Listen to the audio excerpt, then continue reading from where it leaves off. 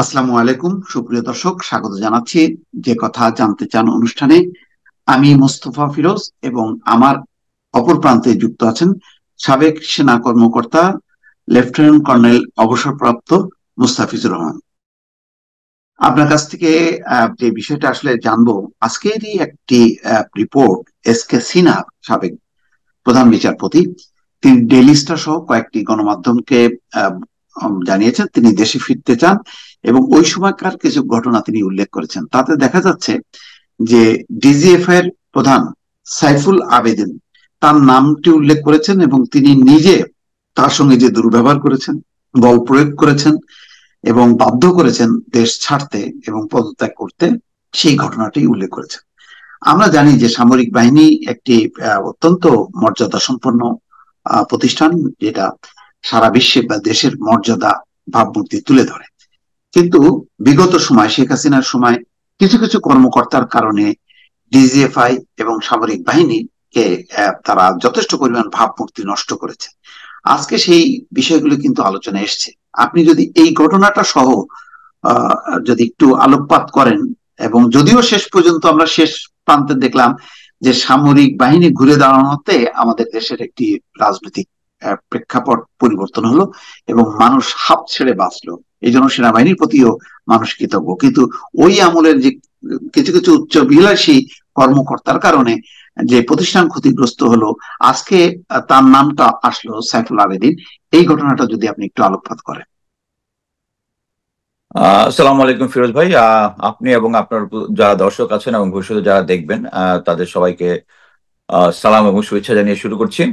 ধন্যবাদ। প্রথমবারের মতো আপনার এই অনুষ্ঠানে আসতে পেরে আমি খুশি যে আমার বক্তব্য যেগুলো আছে, আমি এতদিন শুধু কয়েকটা চ্যানেলই দিতাম, এর সাথে আপনার ইয়াটা যুক্ত হয়েছে। আমি মেইনলি এই আন্দোলন যেটা চলতেছিল তখনই আমি বেশ কিছু লাইভ করেছিলাম আন্দোলন কে সহায়তা করার জন্য, যেহেতু দীর্ঘদিন আমি সেনাবাহিনীতে চাকরি করেছি, সো তাদের মাইন্ডসেটটা আমার কিছুটা জানা। সে অনুযায়ী তো আমি যেটা আপনি যে আজকে সকালের নিউজটাই যেটা আমি দেখলাম যে ওটা ছিল তখন ডিজিএফআই ছিল মেজর জেনারেল সাইফুল আবেদিন। উনি একজন, ওনার যদি কেরিয়ার বিশ্লেষণ করেন, উনি কিন্তু খুব ভালো কেরিয়ারের অফিসার। ওনার কোর্সের উনি প্রথম। উনার অ্যাকচুয়ালি এই আওয়ামী লেসপেন্সারি করাটা প্রয়োজন ছিল না। উনি, ওনার যে মেধা এবং ইয়া ছিল, is from a hmm, cadet college, উনি ইচ্ছা করলেই উপরে যেতে পারতেন। কিন্তু আহ, আওয়ামী লীগের যে প্যাটার্ন সেটা হচ্ছে মানুষকে লোভ লালসা এই সমস্ত কিছু হুম, দেখিয়ে, এবং মানে আমার নিজের অ্যাসেসমেন্ট হচ্ছে আহ, মেধা অবশ্যই ভেরি ইম্পর্টেন্ট, বাট বেশি মেধাবীরা হয় কি ওই ক্যারিয়ারটাকে পার্সু করে খুব বেশি, মানে আদার দেন। তো উনি হচ্ছে ওই একই ধরনের মানে অফিসার। উনি ক্যারিয়ারটাকে বেশি পার্সু করতে গিয়ে উনি অ্যাকচুয়ালি এই জাস্টিস সুরেন্দ্র কুমার সিনহাকে উনি অ্যাকচুয়ালি যখন থ্রেটটা দেন, সামনে গিয়ে জাস্ট এভাবে বলেছে যে আমি এবং prime minister, honourable prime minister Sheikh Hasina, তার মাঝখানে কোনো কিছু নাই। ইউ জাস্ট সাইন হিয়ার, তারপরে আপনাকে এখনই দেশ থেকে চলে মানে তাড়িয়ে দেওয়া হবে বা কিকড আউট করা হবে। এবং উনি অসম্ভব বল প্রয়োগ করেন, যেটা জাস্টিস সুরেন্দ্র সিনহা যেটা বলেছেন আর কি। এটা সত্য ঘটনা, তাতে কোনো ডাউট নেই। শুধু তাই না, জাস্টিস সুরেন্দ্র সিনহা অ্যাকচুয়ালি কিছু না একটা ইন্ডিয়ান টিভিতে একটা সাক্ষাৎকার দিয়েছিলেন। ইন্ডিয়ান টিভির অবশ্য আশা ছিল যে তারা উনি যেহেতু মাইনরিটি গ্রুপ, তার এগেনস্টই কথা বলবে। অ্যাকচুয়ালি ফ্যাসিস্ট হাসিনা সরকারের এগেনস্টে উনি কথা বলেছেন। এটা বলার পরে আবার তখন এই major general Saiful Alam new ইয়র্কে এসেছিল, এসে কারোর সাথে দেখা করে নাই, কোনো কিছু ফ্রেন্ড সার্কেলের সাথে দেখা করে নাই, যেহেতু জানে যে আমরা অ্যাকচুয়ালি ক্যাডেট কলেজ কমিউনিটি এখানে যারা আছি তারাও তাকে সাম সর্ট অফ বয়কট করছি, যাতে কেউ তার সাথে অ্যাসোসিয়েট না করে, যে যারা গুম খুন এই ধরনের সাথে জড়িত। এবং আপনাকে বলে রাখি, আমরা একটা প্ল্যানও করতেছি যে তাকে মানবতা বিরোধী অপরাধ যেগুলো হয়েছে এগুলোর দোষর হিসাবে হুম, তাকে যেন আমেরিকান সরকার অথরিটি, আমরা স্টেট ডিপার্টমেন্টের কাছে অ্যাকচুয়ালি একটা অ্যাপ্লিকেশন করবো, ওই ধরনের প্ল্যান করছি। তো উনিও তখন টরন্টোতে গিয়ে অ্যাকচুয়ালি আমি যেটা শুনেছি যে জাস্টিস সন্তোষ সিনহাকে আবার থ্রেট দিয়ে এসছেন। সো আমি এই হুম, হুম, জিনিসটা বলবো যে আপনি একটা জিনিস, আমি সেনাবাহিনীর প্রাক্তন সদস্য হিসেবে সবচেয়ে আপসেট যে জিনিসটা নিয়ে, আপনি দেখবেন যে আইন শৃঙ্খলা বাহিনীতে পুলিশ আছে, এয়ারফোর্স আছে, নেভি আছে, but only we military abduct our own people and তাদেরকে গুম খুন জাতীয় এই ধরনের। আপনার সবচেয়ে সামনের উদাহরণটা হচ্ছে ব্রিগেডিয়ার জেনারেল আজমি। সো আমি একটা আয়নাঘর। প্রেজেন্ট, আয়নাঘর প্রেজেন্ট সিচুয়েশনে এই সাইফুল আবেদিন, জেনারেল সাইফুল আবেদিন কিন্তু সে আয়নাঘরের ওয়ান অফ দা ডিজিএফআই যখন ছিল, এটা শুরু করেছে হচ্ছে আপনি মেজর জেনারেল আকবর, 13 লং জি। কোর্স, এই প্রেজেন্ট চিফের যে কোর্সম্যান, উনি কিন্তু এটা প্রথম এটা শুরু করেছে as a joint interrogation sell. মানে সবাই আয়নাঘর বললো, বেসিক্যালি এটা হচ্ছে জয়েন্ট ইন্টারোগেশন সেল। এখানে যাদেরকে রাখা হয়, ওই যে লেফটেন্যান্ট কর্নেল হাসিন স্যার যে বর্ণনাটা দিয়েছেন exactly same thing, but it's basically joint interrogation sell. So এর প্রেজেন্ট সিচুয়েশন আমি যদি ধরি, মানে আপনারা যদি দেখে থাকেন কয়েকদিন আগে ক্যাপ্টেন শাহনাজ একটা মেয়ে কনক সরোয়ার ভাইয়ের সাথে এসেছেন, এবং তারপরে আমার আরেক কোর্সমেট মেজর সুমন এসছে। তারা এসে এই আহ, এই ডিজিএফআই এবং র্যাব প্লাস হচ্ছে তাদের ইন্ডিয়ান দোসর, ইভেন সুমন বলেছে যে যখন 25 ফেব্রুয়ারির পরে সে ভিতরে গিয়েছিল, যাওয়ার পরে সে একটা বিদেশি চ্যানেলে ইন্টারভিউ দিয়েছে। এরপরে সার্ভিং অফিসার 2 দিন গুম ছিল ডিজিএফআই এর কাছে, এবং তখন তাকে ইন্টারগেট করেছে। আপনি যদি মেসেজটা ইয়া করেছেন, এখানে দেখবেন সে বলেছে স্পেসিক্যালি, এবং তাকে চোখ বেঁধে নিয়ে গেছে। তাকে চোখ বেঁধে নিয়ে গেছে, নিয়ে যাওয়ার পরে তাকে 2 দিন গুম রেখেছে, যেহেতু সে সার্ভিং অফিসার। সে রেখার পরে যখন তাকে ইন্টারগেশন করে, তখন 2জন অফিসারকে চিনতে পেরেছে। একজন হচ্ছে brigadier general Rashid, at present সশস্ত্র বাহিনী বোর্ডে আছেন। আরেকজন হচ্ছে ইমরান ইবরি রৌফ। এই 2জনকে সে চিনতে পেরেছে। এর মধ্যে সে 2জন ছিল ভারতীয় অফিসার। ভারতীয় অফিসার কিভাবে বুঝেছে? তাদের ইংলিশ অ্যাকসেন্ট। সে যখন ইন্টারগেশন হচ্ছিল, তখন সে ইংলিশে কোশ্চেন করতেছে, ইচ্ছা করে বাংলায় জবাব দিচ্ছে, কিন্তু সে পুরোপুরি বাংলা যেহেতু না বুঝে জন্য, তখন আরেকজন ইয়া করে, তো সে ক্লিয়ারলি তার অ্যাকসেন্ট সে বুঝে গেছে। আমরা বিভিন্ন জায়গায় এই যে তারপরে ক্যাপ্টেন শাহনাজ যে মেয়েটা, ও সে ডিটেলস ওখানে বলেছে, ওখানে সিসি ক্যামেরাতে ভারতীয় ইন্ডিয়ান হিন্দি ভাষায় কথা হয়েছে, সেম জিনিস রিপিট করেছে হচ্ছে সুমন। মনে করেন যে এই যে অফিসাররা এখন কথা বলা শুরু করেছে, এই যে জিনিসগুলোতে আমরা স্পষ্ট বোঝা যায়। এবং আমি অ্যাকচুয়ালি বিডিআর পিলখানা নিয়ে 4টা পর্ব ফেসবুকে আমি লিখেছি। এর মধ্যে একটা ভিডিও দেখা গেছে, যখন আপনার মনে আছে কিনা, 25 তারিখ রাতে যখন সাহারা খাতুন ভিতরে গিয়েছিল, 4টা ফ্যামিলিকে নিয়ে ফেরত এসেছিল, তখন তার ইয়া থেকে একটা টিভি ফুটেজে এসেছিল, এটা আমার ফেসবুক কলে দেওয়া আছে। একজন মানে মাথা ঢেকে বেরিয়ে শুট করে চলে যাচ্ছে, এটা একটা ভিডিও আছে, এবং এ ধরনের অসংখ্য প্রমাণ আছে। এখন এট প্রেজেন্ট সিচুয়েশনে আমি যদি বলি যে, মনে করেন যে আমরা বলতেছি এটা দ্বিতীয় স্বাধীন আমরা হয়েছি। এখানে দ্বিতীয় স্বাধীন হওয়ার পরে আমরা আমরা শুধু চোখে আমরা দেখলাম শুধু একমাত্র মেজর জেনারেল জিয়াউল হাসান চাকরি থেকে ফোর্স রিটায়ার্ড করে একমাত্র তাকে আইনের আওতায় নেওয়া হয়েছে। এখন আয়নাঘরে কতজন ছিল, র্যাবে কতজন গুম খুনের সাথে জড়িত ছিল, ডিজিএফআই, এই যে আমি যদি ক্যারেক্টার গুলা যদি বলি, lieutenant general Mujib, major general Hamid, major general Aminul, অসংখ্য আরো অনেক লোকজন আছে যারা এগুলোর সাথে জড়িত, এবং এতদিন তারা কেউ কথা বলেনি। এখন এরা এটা স্পষ্ট যে, তারপরে আমরা দেখেছি major even GOC Jessore major general Mahbub, তার যে সিচুয়েশনটা হয়েছে, এটার পিছনে মানে আওয়ামী লীগের সাথে যে আর্মির গন্ডগোলটা, এটা সে প্ল্যান করে লাগিয়েছে। এটা এখন সোশ্যাল মিডিয়াতে আসছে, যেহেতু সে আওয়ামী লীগের ফ্যামিলি, এবং আওয়ামী লীগের সমস্ত নেতাদের সাথে, গোপালগঞ্জের সব নেতাদের সাথে কন্ট্যাক্ট আছে। সে জিওসির অ্যাপ্রুভাল ছাড়া তারা ওখানে তো যায় নাই। এখন আমি যেটা বুঝতে চাচ্ছি যে, আমরা যদি নতুন ভাবে স্বাধীন হয়ে থাকি, আপনি এখন দেখতেছেন যে ইন্ডিয়া আউট ক্যাম্পেইন এত সাকসেসফুল কেন হয়েছে? বিকজ তারা যে আমাদের উপরে যে নিষ্পেষণ যেটা আছে, আওয়ামী লীগ সরকার তাদেরকে যতগুলো চুক্তি আছে সব চুক্তির মাধ্যমে বিভিন্ন ফ্যাসিলিটি দিচ্ছে, তাদেরকে নামমাত্র মূল্যে করিডোর দিচ্ছে, ট্রানজিট দিচ্ছে, এই যে জিনিসগুলোর পিছনে মানুষের ক্ষোভ। আর বর্তমানে যেটা আছে পানি, আমাদেরকে তারা পানি ছেড়ে দিয়েছে, এটা নিয়ে বিশাল ইয়ে হচ্ছে।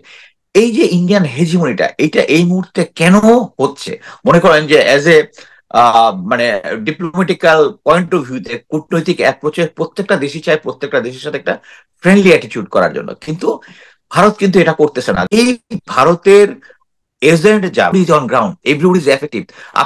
আমি ফেসবুকে একটা দিয়েছিলাম যে 6 তারিখে ইয়াতে আমাদের যে জাহানাবাদ ক্যান্টনমেন্ট আছে খুলনাতে, সেখানে 5 অফিসার 12 আদার র্যাঙ্কস ইন্ডিয়ান, তারা AK-47 9mm রাইফেল এবং কিছু টিয়ার গ্যাস এবং অজস্র অ্যামুনিশন সহ জাহানাবাদ ক্যান্টনমেন্টে ছিল অফিসার্স মেসে এবং ইয়াতে ছিল। এটা আমি আমি যখন মানে কনফার্ম হওয়ার পর পোস্ট দেওয়ার পরে একদিন পরে তারা ওখান থেকে চলে গেছে। বাট এই যে ফোর্স গুলো এখানে ছিল কি জন্য? কারণ তারা, আমরা দেখতেছি প্রতিনিয়ত ভারত চাচ্ছে দেশের ভিতরে একটা গন্ডগোল পাকানোর জন্য। গন্ডগোল পাকানো হইলেই, এবং আমরা দেখতেছি যে শেখ হাসিনা তাদের লোকজনকে কথা বলতেছে, প্রথমে তারা চেষ্টা করেছে 15ই আগস্ট, তারপর 21শে আগস্ট, এটা সফল কেন হয় নাই? বিকজ জনগণ তাদের এগেনস্টে স্ট্রং। এটা কিন্তু তারা এখনো বুঝতেছে না এবং এখনো তারা কিন্তু চালিয়ে যাচ্ছে ওইটা। এটার কারণ কি? কারণ একটাই, যে তাদের যে দোসর যারা ছিল দে আর স্টিল অন গ্রাউন্ড। এখানে আমার প্রেসিডেন্ট যে সেনা প্রধান আছে, ওনারা কিন্তু ডেপ্লয় হয়েছেন 20 তারিখে। 20 তারিখে হওয়ার পরেই কিন্তু মানুষ যখন মরা শুরু করলো, আর্মি কিন্তু সাথে সাথে কিন্তু জনগণের পাশে দাঁড়ায় নাই। তারা কখন এসছে? 5 তারিখে এসছে। 5 তারিখে এসেছে, জনগণের সাথে দাঁড়িয়েছে, আমরা সবাই দেখলাম, শেখ হাসিনা চলে গেল।